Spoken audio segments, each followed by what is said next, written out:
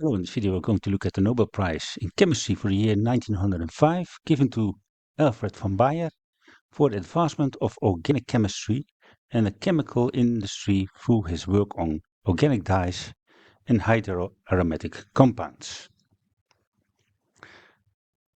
First, from the official Nobel Prize side, a short statement on his work. A new industrial branch developed in the late 1800s, dye manufacturing. Beginning in the 1860s, Adolf von Baeyer performed a series of studies on the chemistry of dyes. This led to the production of several dyes from coal tar. The most important of these was the blue dye indigo, which thanks to von Baeyer could now be produced industrially instead of being extracted from plants. This made it much less expensive to produce. Another group of dyes von Baeyer studied were the phthaleins, as you can see from the official Nobel Prize site. Here you see the old situation in which plants were used to extract the dye from, the indigo dye from. This is in India, probably. Yes, Bengala. Then some biographical information summarized by me, also from the official site. It was during the Berlin period that Baeyer began most of the work was to bring him later fame. In 1865 he started his work on indigo, and this soon led to the discovery of indole and to the partial synthesis of indigotin. It was a step-for-step method. His pupils Graeber and Liebermann, with the help of the zinc dust distillation developed by Baeyer, clarified the structure of alizarin and worked out the synthesis used industrially. Studies were initiated on the condensation reactions which brought to light that important category of dyestuff, the phthaleins. Bayer's theory of carbon dioxide assimilation in formaldehyde also belongs to this period. On the death of Joseph von Liebig in 1873, Baeyer was called to Munich and there over many years built up an excellent new chemical laboratory. With his tenure at Munich came elegant total synthesis of indigo as well as work on acetylene and polyacetylene, and from this derived the famous Baeyer strain theory of carbon rings. There were studies on the constitution of benzene as well as comprehensive investigations into cycliterpene. In this connection, the Baeyer-Villiger oxidation of ketones by means of parasites was discovered. Especially interest was aroused theoretically by his work on agaric peroxides and oxonium compounds and on the connection between constitution and color. Von Bayer's work was at once pioneering and many-sided. With admirable penetration and extraordinary experimental skill, he combined dogged perseverance and, even at 70 years old, a youthful buoyancy in his work. He was careful never to overestimate the value of a theory. While Kekule sometimes approached nature with preconceived opinions, von Baeyer would say, "I have never set up an experiment to see whether I was right, but to see how the materials behave." Even in his old age, his views did not become fixed and his mind remained open to new development in chemical science. As said, summarized from the official site. Here you can follow the link if you want to read it completely. And here you see some plants from which indigo used to be extracted before the chemical process was discovered by von Baeyer and others. Then from the award ceremony speech by Professor Count G.A.H. Mörner, again summarized by me, a characteristic feature of chemical science is the close interaction between theory and practice, between pure science and technology, which is here assuming even greater importance. This feature became especially prominent during the last decades of the 19th century. Many times has a reaction carried out with small quantities of substances in the research worker's tube, by being correctly evaluated and systematically applied, achieved a revolution in the chemical industry, and even in such fashion that emphasis has shifted from one industrial center to another, or that completely new branches of industry have been created. One such new branch, which was hardly dreamed of 50 years ago, but which now provides work for many thousands and spreads its products all over the world, is the preparation of organic dyestuff from coal tar. Among the living research workers who have contributed directly or indirectly to the unique development of the tar dyestuff industry, the place of honor goes to the professor at Munich University, Adolf von Baeyer, for his research into the composition of indigo as well as into the triphenyl methane dyestuff.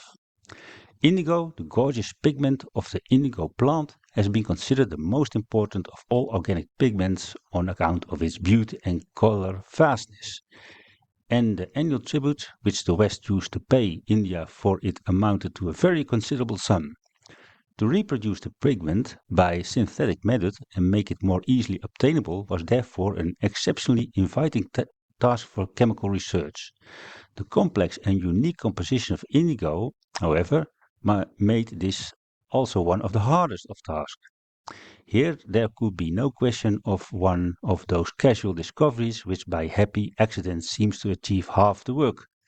Years of work were required for even von Bayer's acumen and experimental skill to achieve the necessary insight into the pigment's chemical composition and to be able to manufacture it from simpler constituents. Even after the purely scientific part of the work had been completed, it still took a number of years to make the results obtained from research applicable to technology. Von Baeyer succeeded in producing indigo synthetically in three principal ways, namely from orthonitrophenylacetic acid, from orthonitrocinamic acid, and from orthonitrobenzaldehyde and acetone. This paved the way for the reproduction of indigo from raw materials obtainable without much difficulty from coal tar. And if the problem of producing indigo industrially has now been solved from the technical as well as the economic point of view, this is entirely due to von Bayer's basic work in the field in question. The result is striking. Already the price of indigo has fallen to a third of its former price, and Germany's export of synthetic indigo in 1994 could be valued at over 25 million marks.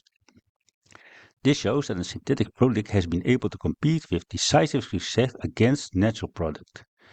The effects of this discovery, which was made in the Munich University laboratory, can already be traced as far as the banks of the Ganges, and the time is probable not far distant when the immense fields which have to now have been used for the cultivation of the indigo plants will instead become available to produce cereals and other foodstuff for India's starving people.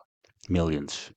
Simultaneously with this analysis, with the indigo group analysis, moreover, which exerts a far-reaching influence upon the development of organic chemistry and directed research into new channels, von Baeyer was also active with no less success in other spheres of chemistry or of organic dyestuff. The stimulus was given by his discovery of a new group of beautifully colored compounds, the so-called phthaleins, of which only eosine pigments, highly important to industry, and the rhodamine dyes derived from them may have particular mention here.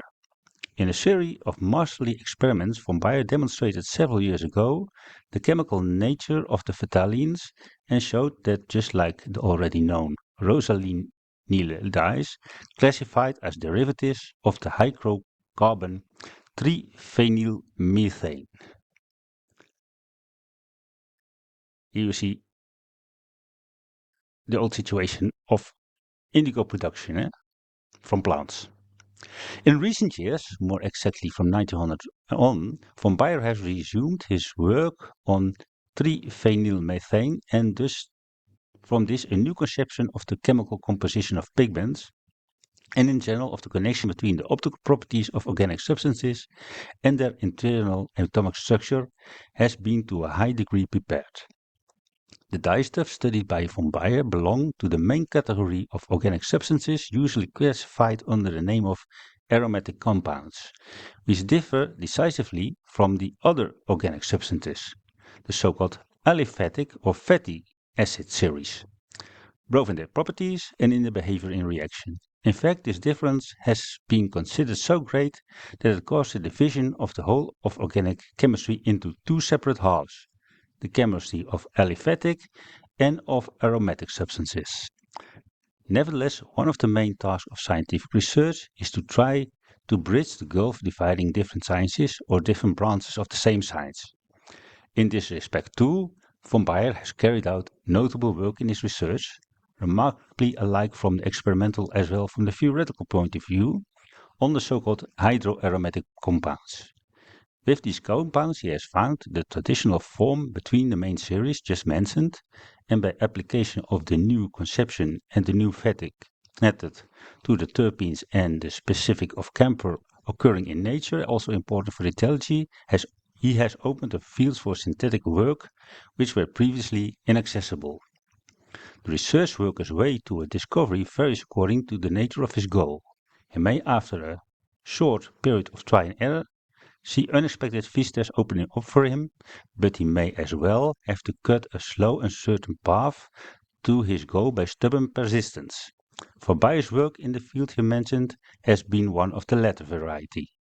His relative work is spread out over a long period of time and has continued up to the present day, but only in the recent years has it been possible to appreciate and survey in its full extent its exceptional importance. The Royal Swedish Academy of Science therefore feels it is acting in full accord with the Nobel Charter in awarding this year's Nobel Prize for Chemistry to the professor at the University of Munich, Geheimrat Adolf von Baeyer, for the services he has rendered to the development of organic science and the chemical industry through his work concerning organic dyes and hydroaromatic compounds. Well, here ends my summary. As I said, it is a summary, it's not a complete lecture. Again, the complete lecture can be found following the links, which are also will be in the description of the video. And here you see industrial production of indigo already existing in 1890. This was it. See you next time.